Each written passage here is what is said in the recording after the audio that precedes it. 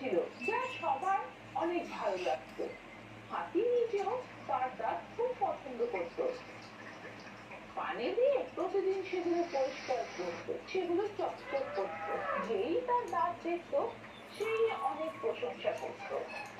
একদিন শিকারীরা নিজেদের মধ্যে কথা বলছিল, বন্ধু, এই যে এত সুন্দর হাতি আছে, কেননা তাকে জালে ফাঁসিয়ে এর দাঁত কেটে নেই, বাজারে নিয়ে বিক্রি করলে অনেক টাকা পাবো।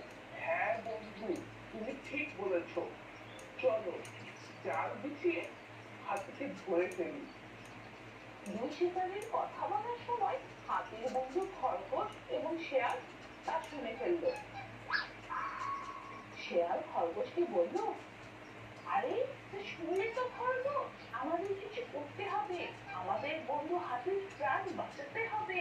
হ্যাঁ হ্যাঁ, কেন নয়, চলো আমরা দুজনেই সিংহের কাছে যাই, আমরা দুজন এই শিকারীর মোকাবেলা করতে পারবো